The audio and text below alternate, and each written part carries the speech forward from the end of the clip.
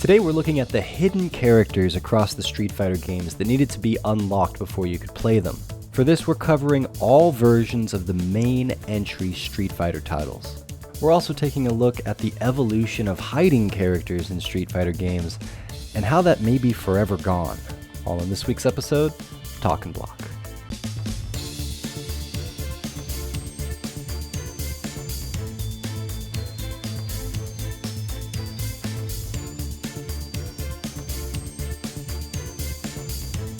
This week, we're talking about hidden characters in Street Fighter across the history of Street Fighter. And I dare say, first of all, it adds something special to the experience when you would discover these kinds of things hidden away in games. It's almost like the game becomes something new. You know, you unlock a whole new part of it, and there's a feeling of accomplishment, or like, you know, because not necessarily everybody would be stumbling across these. Yeah, my friend Dustin actually told me about the first hidden character I ever saw in fighting games was Reptile in Mortal Kombat. Yes. And we were playing at, like, you know, an arcade and stuff, and he's like, dude, I found a hidden character. And I'm like, what are you talking about? There's no hidden characters. Like, and he's like, no, it's like, it looks like Scorpion and Sub-Zero, but it's green. And he has like all the moves, and I remember the hype and all that other stuff. It's so much energy that comes from that. Yep, Reptile was my first as well, because I played both Street Fighter and Mortal Kombat as a kid, but I had the new challengers on my SNES, and that didn't have any, it had the 16 characters, but it didn't have Akuma hidden away yet. But I remember finding Reptile, and there was no internet, right? Like, it was just what you heard on the bus, or what you heard in rumblings in your social circles, or if you went to an arcade, maybe people had figured it out there. But there was like a novelty and an excitement, and it was sort of a magic about discovering these characters. And so before we get started here, for those of you that have been around for the time where hidden characters were a thing, which they might not ever be again because of the direction that fighting games have gone in, but for those of you that have, do you remember what, your very first hidden character and how you specifically felt when you stumbled across them? And I want to start that with John, with you. You said, Reptile and such, but do you remember stumbling across the most obvious of the Street Fighter history, Akuma, for the first time, where you were and what that felt like? It was, again, I remember the EGM joke about Sheng Long, kind of thing. And that was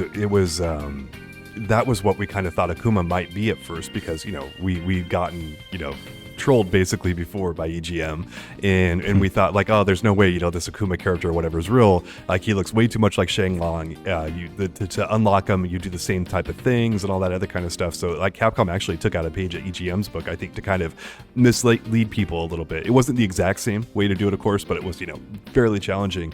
And to actually see him unlocked and to see, like, what he did and all that kind of stuff like that, the hype around him was really crazy. Most people played Shotos back in the day. Ryu and Ken were like what you saw. So having someone with the air fireball and the, like, souped up moves and all this, it was pretty awesome. Like, it was pretty darn cool. Let's start at the very beginning with Street Fighter 1. There were no hidden characters in Street Fighter 1. Yeah. Although I will say that you could eventually, in sort of the same spirit, you could, play as two players, and if you did, you got access to Ken. And maybe the first time you did that, it was a little bit of a surprise. Yeah, for sure. Yeah. And then if you let the Ken player win, or if the Ken player won that, Ken could then continue on in the arcade mode. And so that's kind of the closest thing to, and a new look, a new version of playing the game, even though he was 100% just a clone of Ryu with a different visual. But Street Fighter 1, no official secret characters. Street Fighter 2, we didn't get a secret character until the kind of the end of it, when Super Turbo rolled around. And there was sort of a two-part experience with Akuma, because you almost certainly would stumble across him first because you're playing through arcade mode and you fight against him. If you got good enough at the game, and this is also part of the exploration process, you get good enough at the game that you don't lose any rounds and you beat it within, I think it's 25 minutes, which, if you're not losing if you don't lose at all to the other characters, if that happens, I'm sure you're going to beat it in 25 minutes, but whatever. Then Akuma, of course, comes out, hits Bison with the demon, and then you fight against him. But that doesn't mean you get to play him. People had to figure out the code on the character select screen. And I'm not going to go and say how to unlock all of these characters, because you guys have the internet now. You can very easily look them up. If you didn't know that one of these characters existed, well, now you will, and then you can go look this up. But I'm not going to spend time talking about how to unlock all of them. But there's a character select screen code, and you can access Akuma. And again, it's like that whole sort of this whole new part of the game. And while these characters are often not great in terms of the competitive aspect, because they're either restricted to certain versions of the game, or in Akuma's case, so overpowered that they'd put a wet blanket, I should say, over competition.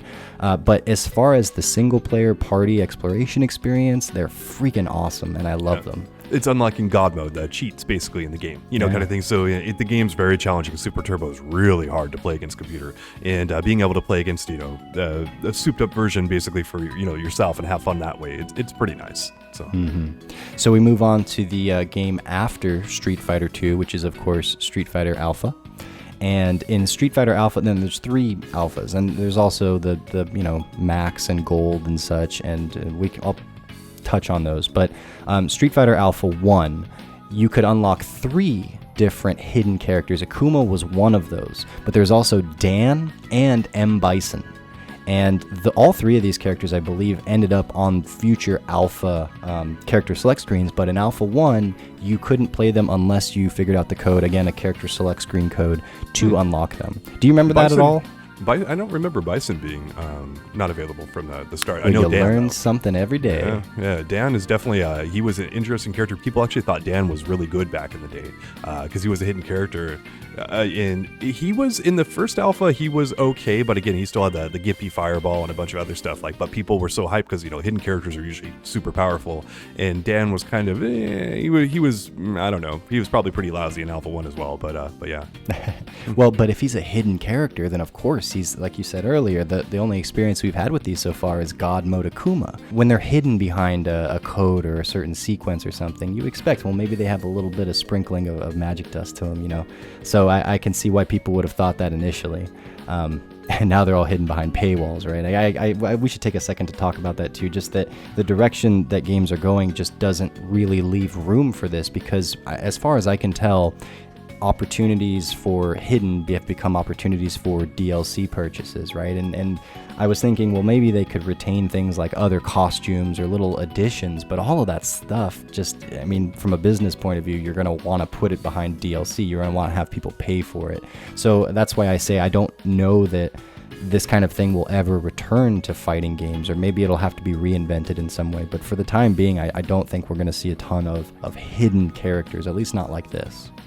But we move on to Alpha 2, and this one, the big hidden character of Alpha 2 was Evil Ryu. And we actually talked about him not too long ago in our banned characters segment, and that was because Evil Ryu was banned not because he was overpowered like Akuma in Street Fighter 2, but because he wasn't available everywhere. So I think the Japanese couldn't practice with him because he wasn't in their version of the game, but he was elsewhere. There's also a Shin Akuma, but that was only on Sega Saturn, I believe. And then you could actually play as Cammy in Alpha 2, again in like the Sega Saturn version, I think the PSX and the Alpha Anthology. And then finally there's just different like older versions of characters, which, in Street Fighter 2, that every character I think has that. But you could play as what they say EX, Chun-Li, Dhalsim, or Zangief. But they were just versions of the characters with either like fewer moves or old moves, things like that. But just another little Easter egg, different, approaches to these same characters that were fun to find out about. Yeah, oftentimes had different costumes, and probably inspired what you're about to get into, that ISM system in Alpha 3. But yeah, that's specifically with Chun-Li, because in Alpha she had her very iconic Alpha costume. But if you did EX Chun-Li, she'd have her Street Fighter 2 costume, and then I think it was her Alpha 1 moveset, because it evolved between Alpha 1 and 2. But yes, moving right along to Alpha 3, the main hidden character here that's like full on a hidden character is Balrog. Mm-hmm. And the thing with Balrog is I think that they've further fleshed him out since, but as far as I can tell, and this is me sort of like piecing things together, he wasn't quite complete. He didn't. I don't think he had as many normals as other characters and things like that. So it's like they, as far as I can tell, I think that they just threw him in as a hidden character and said, he's mostly done, but you can't call him a full character, but we'll just put him, behind this code or whatever. And I think he has been further fleshed out since in the alpha games. So it depends on the version that you're playing and such, and that's true for most of these hidden characters in one way or another. But like Balrog versions was of like Street Fighter Alpha 3. That's there's so many versions of that game. But yeah. Yeah, and in some of them, like in the Game Boy versions, you could unlock Evil Ryu, and one of them Guile, Maki, Yun, Eagle, Shin Akuma, Final M Bison. So there was a ton of that kind of stuff, but again, that was mostly in the the handheld versions or the alternate whatevers and such. And we could be here all day if we dig too far into those. But there are two other characters that aren't fully really their own character. I don't know how to fully feel about them, but it's Junie and Julie, which are Bison clones, right? And you would fight them in the arcade mode, but as a dramatic battle. And that's where they were both on the screen at the same time, and you would have to deal with them both. And they actually had supers that they would sync up together and only do when they were both alive and both playing, which you couldn't obviously do if you were controlling one or the other, but you could control one or the other. And when you did, they were basically Cammy clones as far as their normals went, but they would differ in their specials and their supers.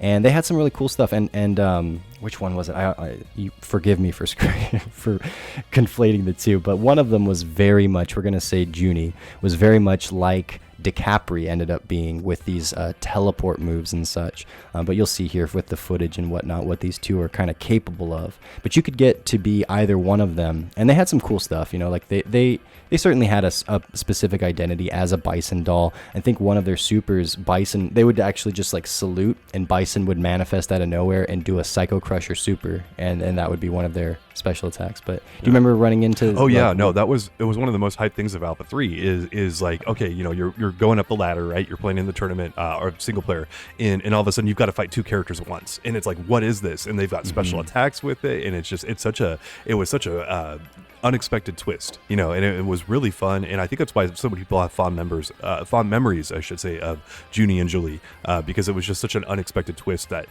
came out of nowhere and very fun to play. Yeah, they did a great job with that fight.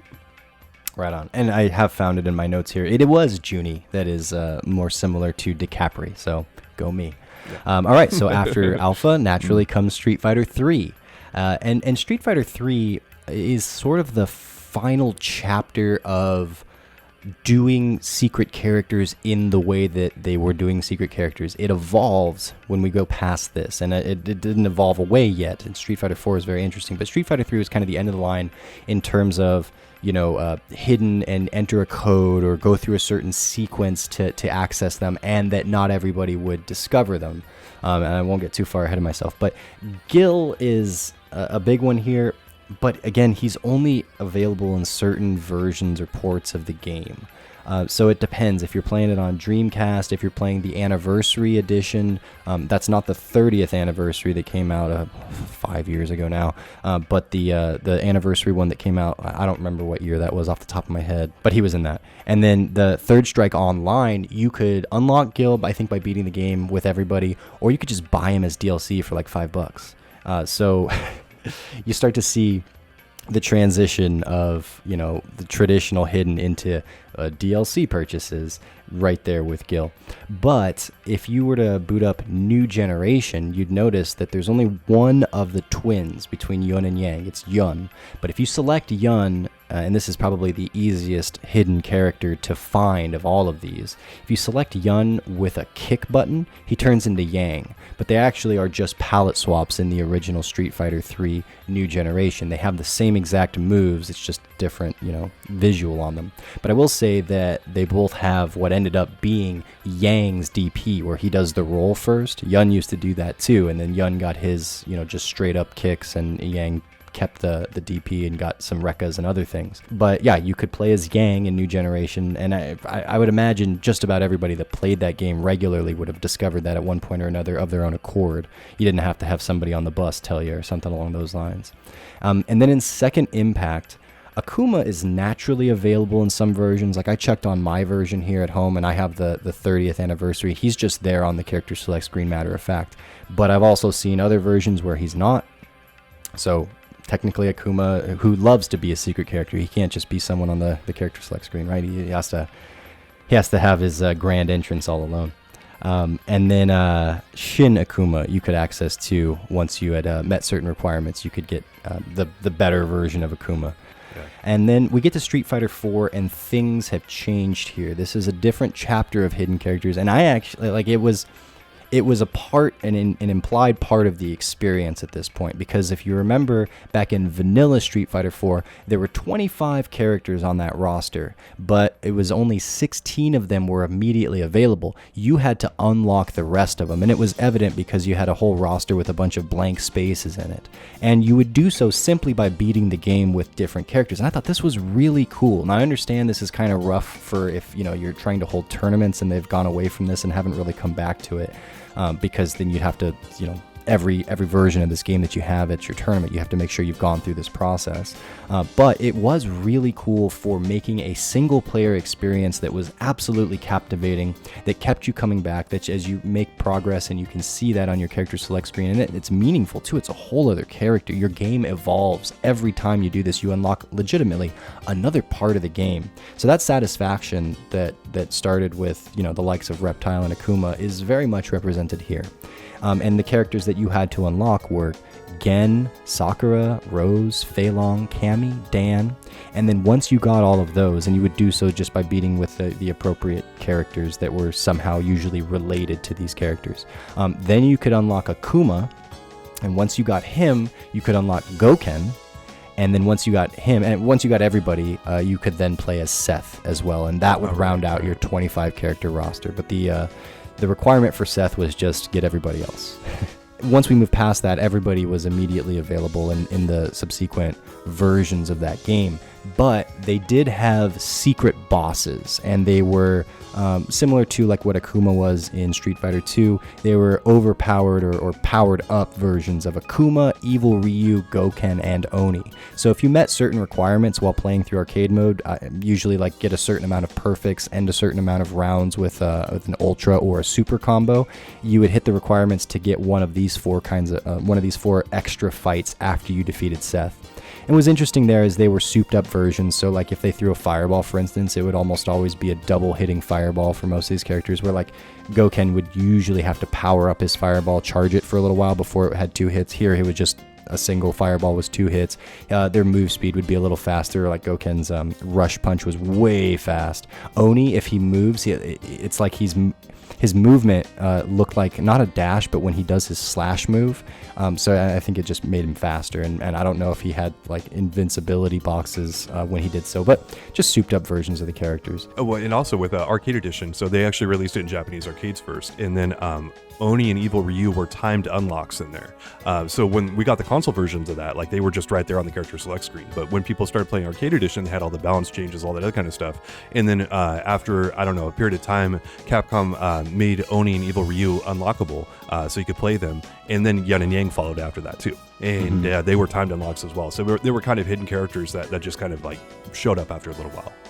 And I believe it was in Street Fighter Alpha, they did something similar there too, where, and I think they programmed it into the arcades themselves, that after a certain amount of time that the arcade had been on or been played, different characters would become unlockable, which was interesting. Yeah. So, but again, that changes from version to version and port and this and that. So, but there you have it. That's the history of hidden characters in Street Fighter thus far.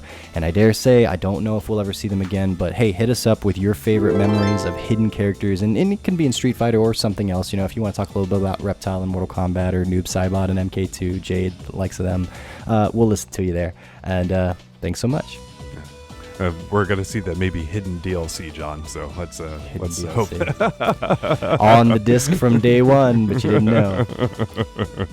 Disc? What's that? I don't know what those are anymore. So right. it's on anyway.